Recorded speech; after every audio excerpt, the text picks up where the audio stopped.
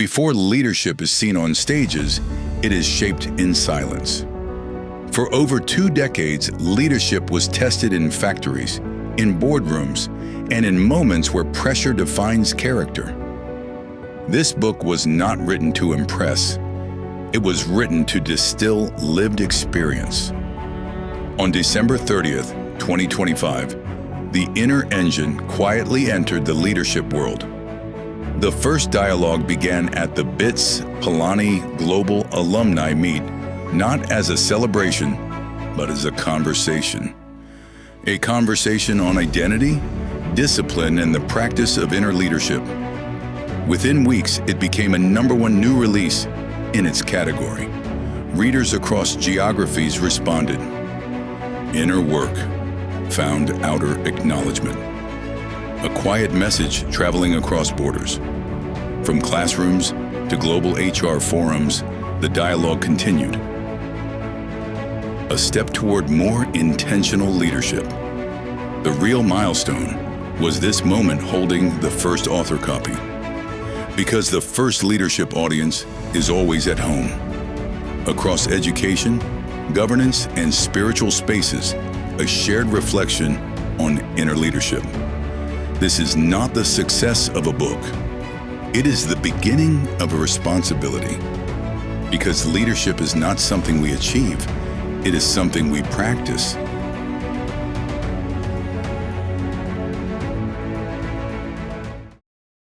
Okay, so I would like to take about when I was exploring last 20 years, watching the people. So that was the moment I realized the leadership is not something we earn as a title. It is something we practice daily. And the people don't break because lack of talent.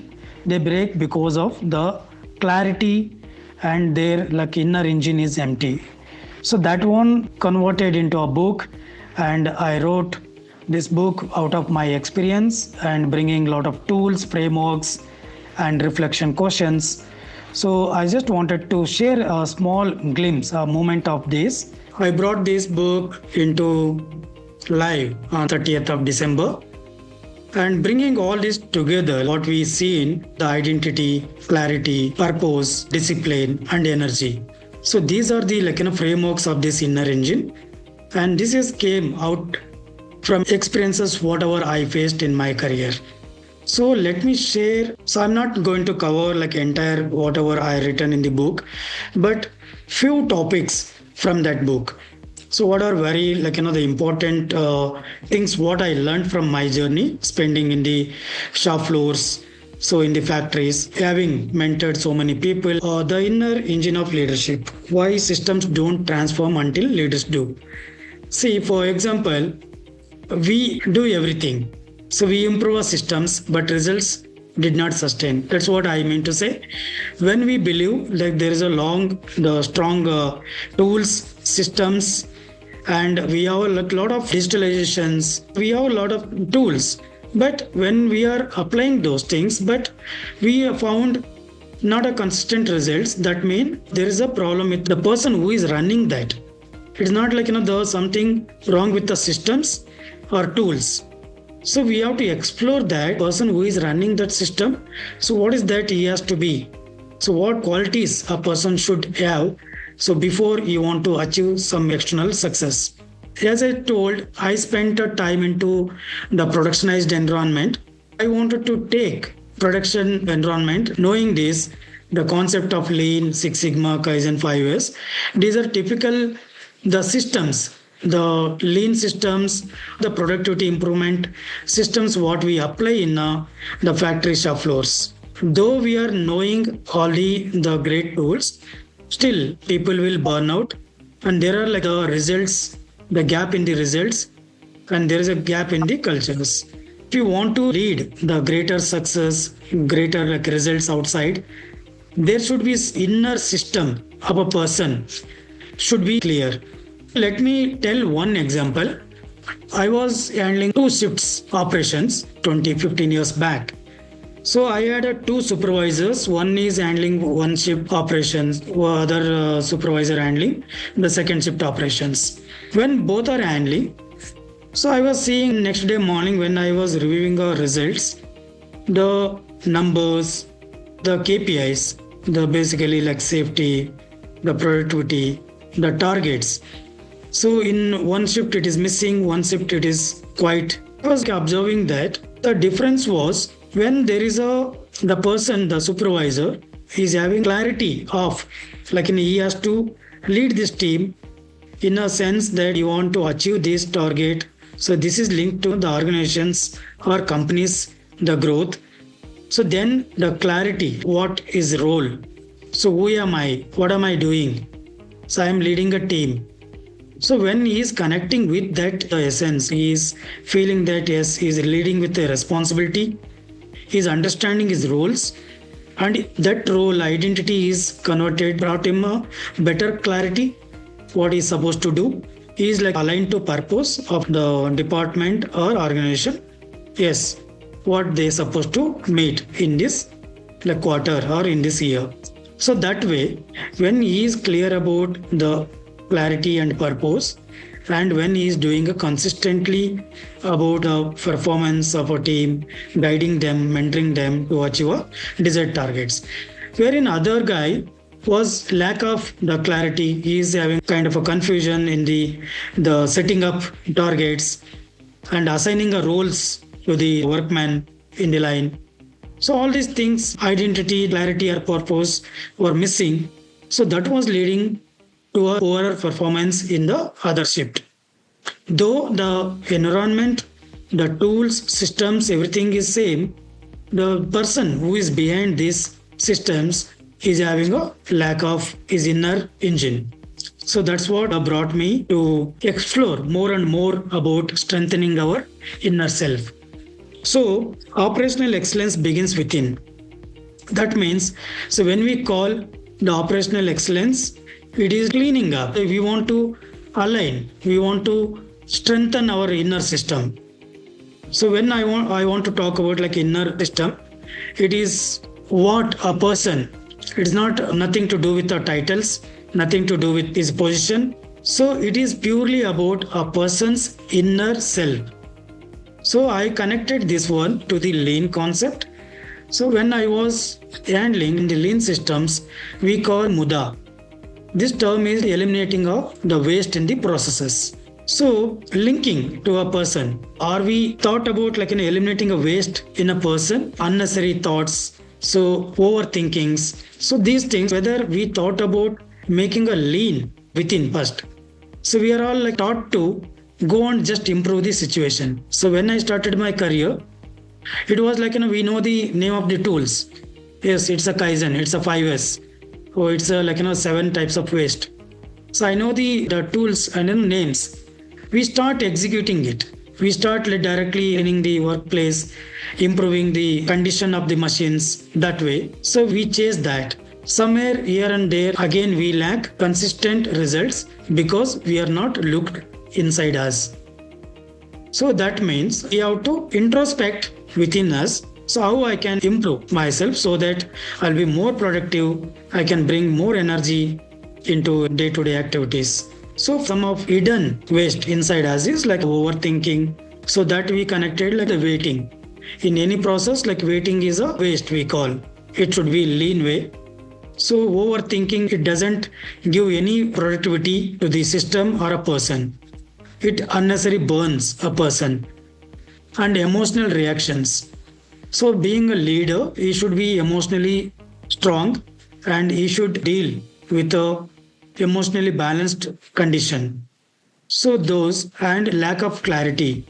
So before starting anything, if you don't have the clarity about what you are doing, why you are doing, so what you want to achieve, the process or self, then again it is a kind of a MUDA. And distractions.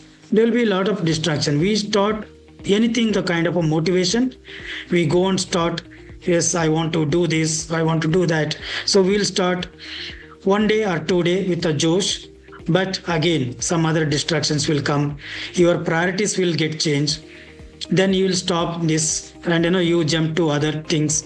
So you will again prioritize one more the task. So every day it is kind of a distraction, firefighting. So we won't end up in a consistent results. That's how the my thinking when I was working with the systems, it is connected to the person. So then I realized, yes, so what are the things I need to take out from me so that I can lead the team better, I can reach out to the desired state of the department or institutions are aiming for. Any industry we go, we do and we teach any a new engineer who is joining. So we teach him about a 5S. It is a Japanese term again, the sort, set, shine, standardize and sustain. As I told, when we identified the what are the wastages in us, let's our distractions, our overthinking, our emotional imbalance. When you identify these are all the wastes which are not adding any value to you, then you have to do the 5S. So it is kind of for removing mental clutters. So you have to take out all your distractions and chaos, you have to make it lean. So prioritize what matters to you. So what is that? You have to set up a goal, objectives, and it should be aligned to your vision and mission of the organizations or institutions. So prioritize based on that, and then clean up the habits. See, our habits are very, very important. So whenever you are doing and taken up a kind of habits, that should be sustained. So you have to strengthen those habits and you have to make a daily routine. Yes, if I am going every day morning walk, if I am doing yoga, I am doing a meditation. So be consistent with that, bring that routine into your calendar. So then it becomes a standardizing. Then discipline. See, many of us knowing what to do, right? And many of us knowing one thing and the doing is other thing. What is bridging between knowing and doing is discipline. So if you are knowing you want to do exercises every day, you want to go for the read every day 5 minutes or 10 minutes. So you want to start with your day with a kind of a reflection or end the day with a reflection, what has happened to you in the day. So we know many things, but we lack doing those things. So that is discipline. When you perform these things structured way, and though you are not liking it, but you are doing those things, and that becomes over a period of time the discipline, the consistency. So that becomes the character, and that builds long-term results. So when we say there is a elimination of waste, we identified what is a waste in us, then we cleaned up everything, then it should not stop there. It should not be one-time activity. It should be continuous. So every time, every year, every quarter, you have to look for the kind of improvement. So when you achieved the one layer of success, then again you have to set a new target, new way of doing it. So that we call it as a continuous improvement in the operational excellence in the factory floors. That is a Kaizen. So Kaizen, it's doing small activity, small improvement, or small change, which brings a improvement or betterment in the process. So when we do small improvements, the changes within us. So when you started with a small, the 10 minutes walk, so 10 minutes read. So when you are after the 90 days, when you are scaling up, so you can increase 30 minutes, so 1 hour, that way. So building that continuously, and those improvements will again make the person grow from within to outside, so from inward to outward. So that's how the journey which I started, and which I started observing the waste and then sorting it out, then bringing the consistency towards that. Then we removed waste from the machines, but not from the mind. So we have to continuously improve upon. We have to eliminate what is needed, what is not needed. what adds a value to me, what doesn't add a value to me. So that way we have to prioritize and do that. So the inner engine core. So let me explain the identity, clarity, purpose, discipline and energy. Leadership starts within. As I told, the identity. What you are. So what you want to become. So let's say if I am performing a role of the production supervisor, if I am performing a role of a manager, you have to identify yourself. Yes, you are identifying who you are. Then adding a clarity. So when you adds up what matters to you, so that brings a clarity. Then aligning that to a purpose. What you want to achieve with this. So what is that the main end goal? So that becomes your purpose. And then when you're performing all these things, your task, execution, and aligning with the clarity and purpose, the continuous routine, that is a discipline. The consistency in whatever you're doing it and you're being taken up as the good practices. Then energy. See, energy is a very, very important aspect of a leader. Sometimes we underrate this or we ignore it. But this is what makes a difference. Most of us are bringing differentiating factor is energy. So you have to bring a lot of energy in your day-to-day activities. You should be present. It's not like you're just present physically and absent mentally. So that's how the energy is a very, very key factor. So how that comes? So I have been practicing every day, the over a period of from last 1 decade. I seen a result. So I categorized into 3 zones. One is physical, one is mental, one is spiritual. So physical is I go for a walk or sometimes I hit a gym. And the mental, I read a book. Every day, I read a 10 to 15 minutes of reading some books and then I close that book. Whatever I read, whatever I remember, it may be right, wrong, my understanding, I'll just write it on my diary.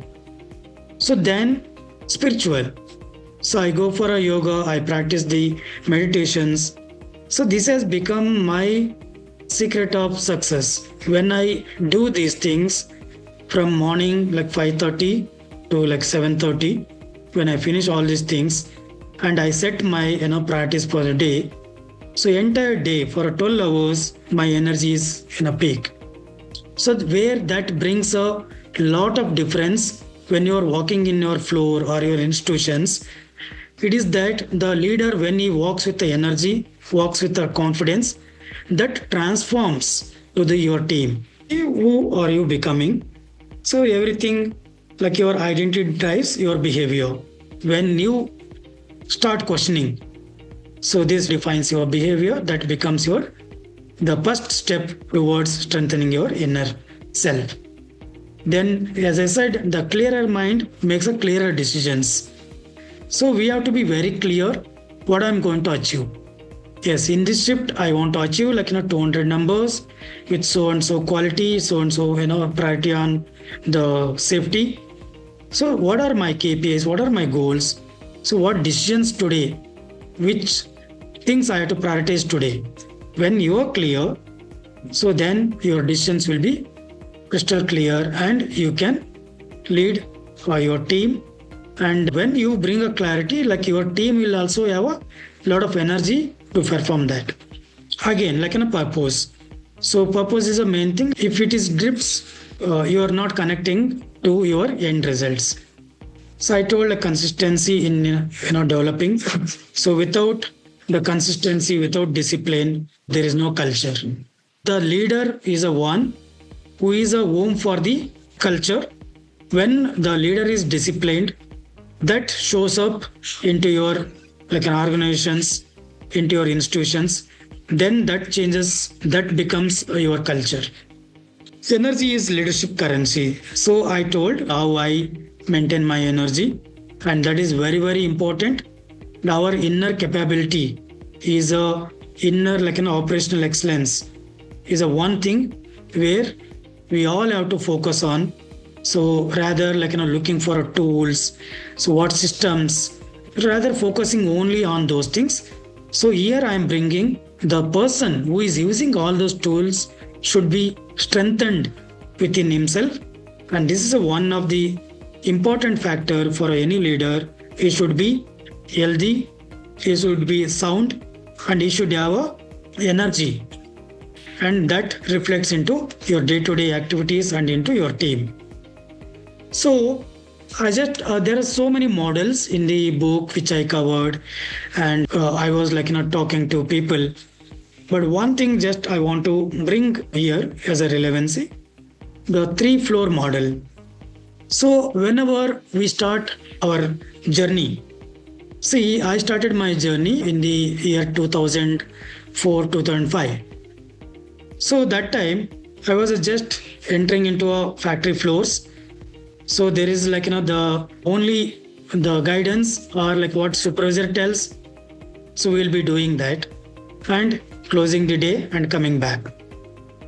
So I named it as it's a doing to becoming. So one is the first floor is a doing, then comes your thinking, the third floor comes a becoming. So when the floor of action or execution, so it's the doing is just you are following your instructions and what task is assigned to you. If you want to prepare the dashboard, you want to update your board, so you want to the release one work order, if you want to release one notes today, so you'll be doing that task, and that is only the thing which we will be following, and we feel that yes, I have completed my task, I have done my day. So that becomes only doing. But I named it, and over a period of experience, that is not enough. If you want to achieve something bigger, if you want to become the leader to the influence the external world and achieve what you are meant for. If you are meant for something big, then doing alone not sufficient. It's just a foundation, and you have to enter into a second floor. That is you have to ask why I'm doing, why I'm updating every day this dashboard, why I'm just releasing the production plan, why I'm just doing this PPT every day, why I'm doing this report.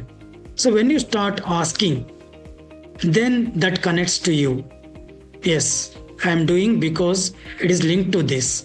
With this, this is going to change. When you feel, yes, it is going to improve something, it is going to add a value, then slowly, you are getting into the system. So you are able to solve the problem when you think, when you start questioning, so that becomes your connecting to it, and your problem solving skills will improve, and then you start realizing what are the potentials so which are there within you, and then that becomes your second floor. The improvement starts from this floor onwards when you start questioning yourself and when you start getting into solving the problems. Finally comes the becoming. So it is kind of an identity shift. So you are not just a taskmaster, so you are becoming like a thought leader. Then your identity shifts from just doing to just becoming. So here leadership presence. So how you want to bring a success to your team. So all these things will start from this floor onwards. So most of us will get stuck with the second floor, the first floor. So I want to bring the person from first floor to third floor. So that is what becoming. The in-depth things and tools, frameworks are covered in the book, and also there is I made it some 21 days inner engine challenge framework. There I am going to cover the in-depth the practices. So how you want to become, don't just do leadership, become a leader. So one thing, as I told, the one powerful practice It is not a new to all of us. It is like, we are knowing. That's what I told. So many things we know, but what we practice, what we do only, it takes to a greater heights. 10 minutes reflection. So once you start your day, when you are ending your day, so start asking yourself, what did I do today? So did I do a value addition, non-value addition? So how was my, the behavior today? How did I behave? How did I react to a situation? How did I react to a problem? Did I solve anything today? Or like, did I help my team member to improve? So when you are like questioning yourself, the reflections that creates a awareness about yourself. When you are like, getting awareness about yourself, that becomes the step for the improvement. This is how like a continuous improvement, the Kaizen. The circle should repeat. So nobody is the master in all the things. So we have to continuously practice. We have to adapt. Then only like we can become a master, and then that becomes a habit. Then that takes you towards a greater achievements. I want to bring the success and significance. So when we are talking about, we had a like success. Like success is a individual. So it is like individual achievements. Yes, I achieved the so and so results. So I achieved my degree. So I achieved the so many certifications.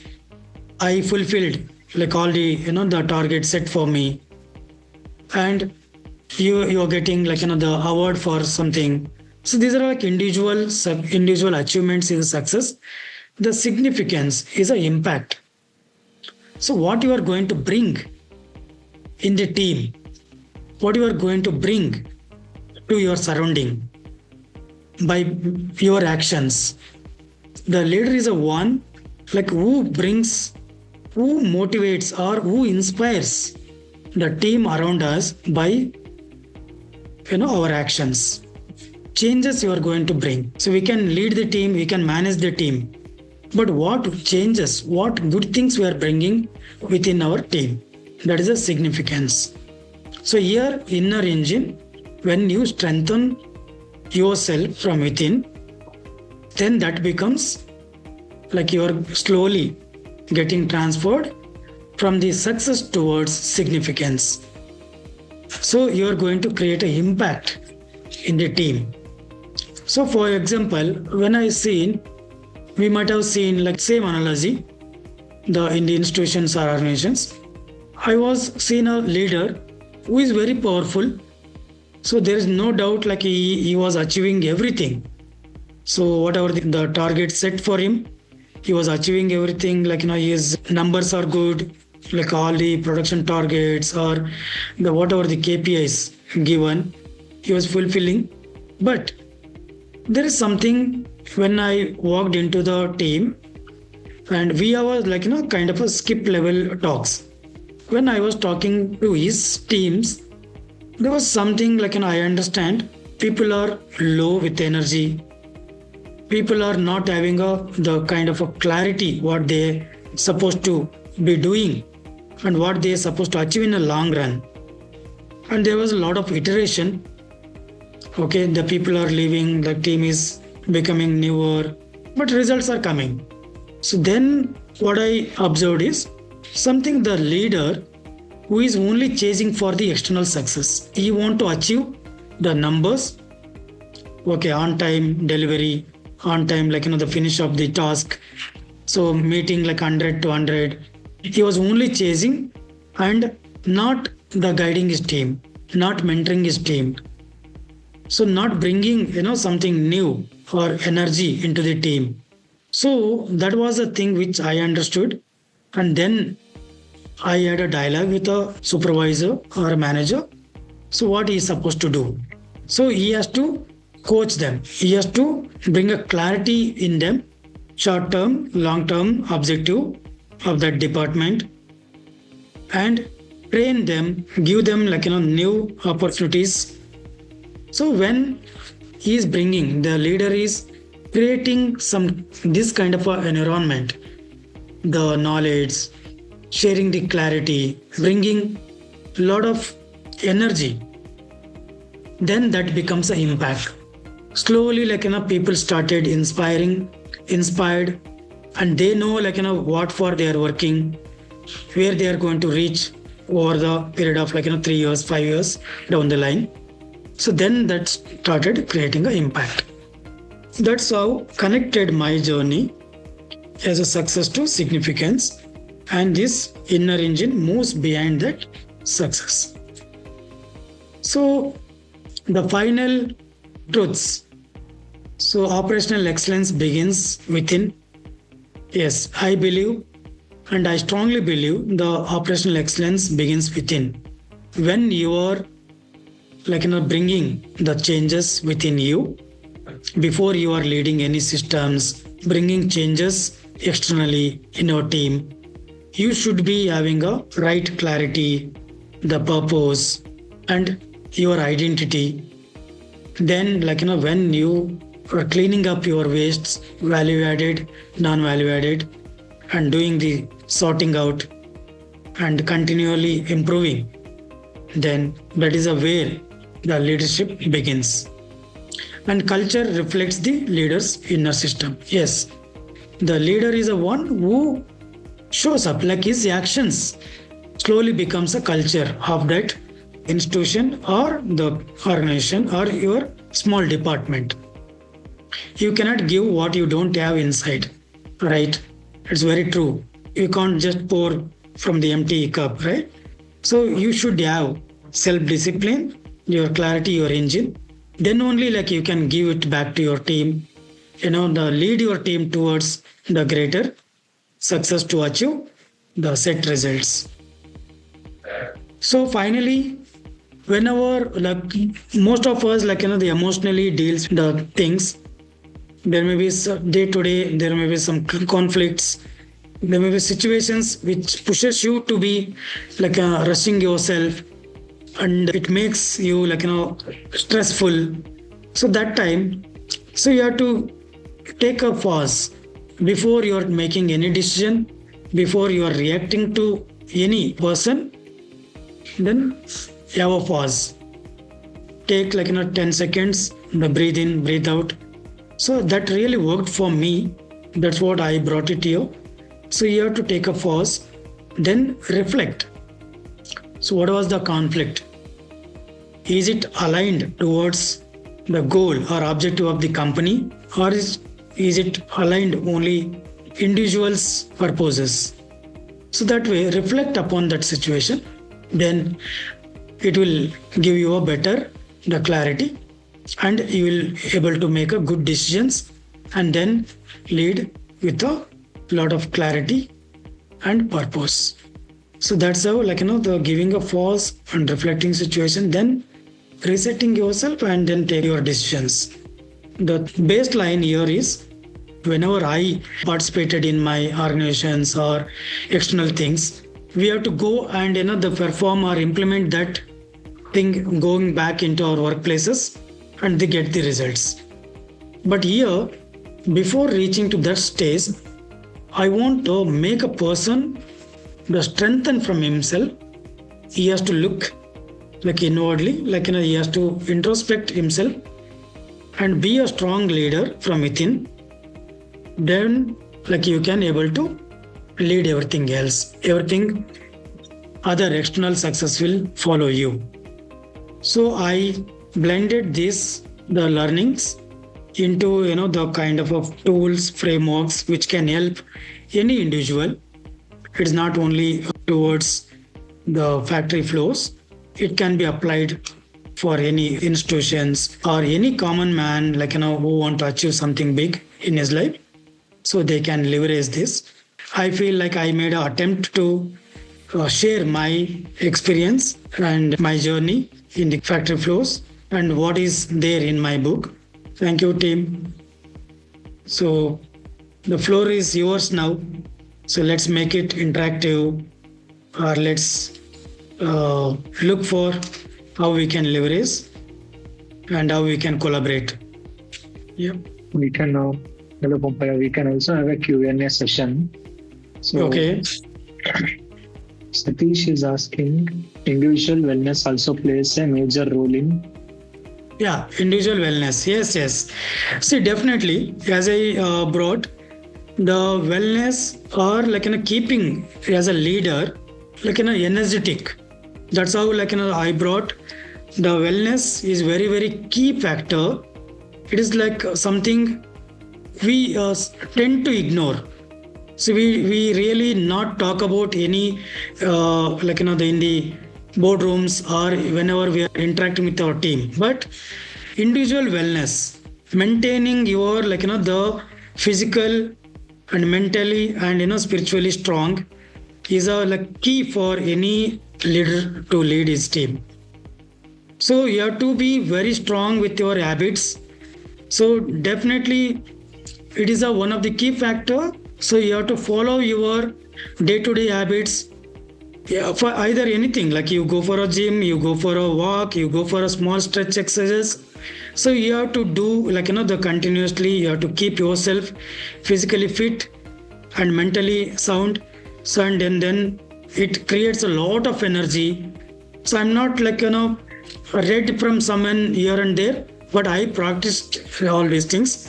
When I practiced, when I am doing as I told 5:30 to the 7 or 7:30, 1.5 hour, 90 minutes is my everyday morning time for all these the morning, the yoga, reading, and physical exercises. That keeps me for full of energy for next 12 hours to 14 hours in a day. That's how I look at the self individual wellness is very very key. So you can see that change when you are the we call it right the sound mind no what do we call when we are the strong enough the our thoughts making a decisions thoughts even that also influences that also gets changed. So that every your follower your team members will be observing your energy. So when you are dull, when you are the not in a good mood, and when you are showing up your emotion on your face, so that everything reflects into your team. If you are the team leader, this is very very important. Though you are an individual performer also, keeping yourself energetic and keeping the wellness is very key. Pompayya, one more question. Vivek Narayan asked how to remain focused and disciplined. Yeah. See, good thing. So how to remain focused and disciplined. So that's what I told. It's a bitter truth. Sometimes we know everything. Whatever from past 1 hour I spoke, these are nothing new for anyone. I have not reinvented. I have not invented this. The concepts whatever I shared with you. These are the few things which I practiced, and I become the better version of myself when I look back 10 years, 15 years. Now I become a different version.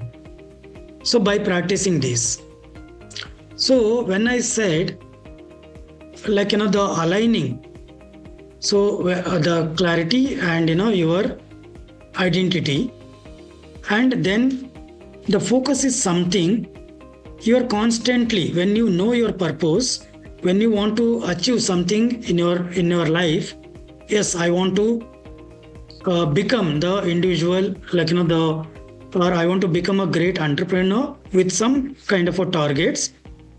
When you set and when you know that purpose, that should not be only wish. We say right, that's only knowing many things. I'm just keeping the target, but without acting upon it. I'm not taking any actions for that. So then definitely that will only become as your wish. So if you have set some target for your team or for yourself, definitely you have to have the kind of a mechanism to execute it. When you're always remembering your purpose, what you want to become, what you want to achieve, then giving reflections. Am I moving closer towards that? So am I set a right targets to reach that? Right? Am I will it is it taking me towards that, or I am distracted with that? So when you start questioning yourself, when you set something, some goal or purpose, definitely that will bring a focus. It is not something externally you have to practice the focus and some motivation speeches you have to listen. Then that brings the focus or discipline. Discipline is something, yes, you set this, the purpose, you want to reach this. When you want to reach that benchmark, then aligning yourself towards that. Sometimes it feels like everyone wants a comfort. Our body, our mind, everything it pushes you back.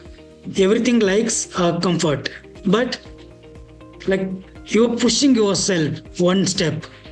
Though it is not feeling to do this, but still you're adhering to that.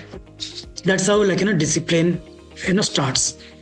When you start this, what I read and even I practiced, we call it 21 days. Anything if I practice, that becomes kind of a habit. That is true. If you do with this every day, if you start 5 minutes, you want to read any book, or you want to start only 10 minutes, morning wake up and dance yourself for some your good music, that is your physical activity, and you want to sit for 5 minutes calm, or 2 minutes, let's start with the 2 minutes sitting calmly. So then that becomes do it for 21 days continuously. Yes, that becomes slowly you will get a transformed yourself, and that creates a focus, and then that becomes the discipline. That discipline will become your habit again. That's how we bring a focus and discipline into whatever the task we take. This is how that those practices transformed me, and that's how I enjoyed my journey. I could able to the lead better way. I could keep my emotional things very controlled. I can have a lot of energy for over 14 hours also. I don't feel tiredness. I take decisions in a very calm, in a stable. So you have to give the gap between the stimulus and response. So when something is stimulated, and you should not be responding immediately. So giving the pause. So that makes you the rethink, reset yourself, and allows you to take the better decision. Yeah, thank you. In your experience, what is the single most critical internal threat that distinguishes truly effective leaders from average one, and can it be deliberately developed?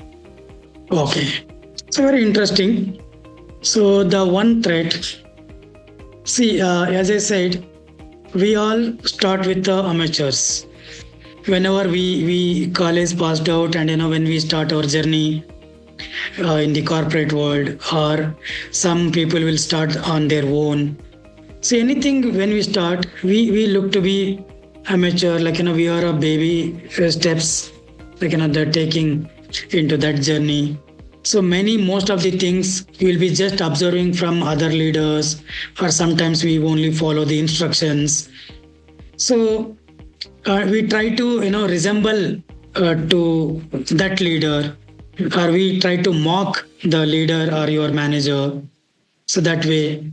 So one of the threat was when I was leading a team, when I was into these pressure situations. So the situations only taught me back. See, the fear of failure. When you become if you want to achieve something, when you feel that fear of failure, yes, I'm going to fail here. I'm going to lose this opportunity. Oh, I'm going to miss this. So then you are manifest. Okay, I want to grab that. I want to achieve that. No, somehow I ought to the practice and get that under control. So that way, when I had a fear of failure and I had my strong manifest in my life, and I started visualizing the things. Okay, if I become that, how I look to be. If I achieve this success, so what the world looks at me, and where my positioning as a leader, as an individual. So when you are the manifest visualization, and that one threat was fear of failure, which brought me towards excellence and developing myself from inner, and then I grown outwardly. And when you are strong within yourself, when you are balanced, when you emotionally you are strong, when you are strong with your inner resilience, then you don't need the other external world to validate you. You don't need many of the friend circle. Sometimes we feel, yes, I have a lot of difficulties which I want to share it. Oh, I want to seek the insights from someone, feedbacks. No, it doesn't require. When you practice this from within, when you are having a strong manifest, when you are having a strong resilience within yourself, when you start believing yourself first, then you don't need 1,000 of your friends or someone to external factors to help you. Then you will have very limited the surrounding or people only, but you will be a very strong to lead or take this situation in control. That's how that these elements made me different from or differentiating factors, becoming the effective leader from the average one. I hope everyone enjoyed the session. A very big thank you for who joined us for the inner engine of leadership, and special thank to Pompayya for incredible, insightful and thought-provoking session on the inner engine of leadership. We are grateful for the time and energy and authenticity you brought to this conversation. Looking forward more such enriching session with you, Pompayya. Thank you, Srinidhi, once again, and thank you for such a lovely audience. So being very patiently, listening my thoughts and my journey, and also very wonderful questions which you guys asked today in this session. And I look forward to associate and collaborate with everyone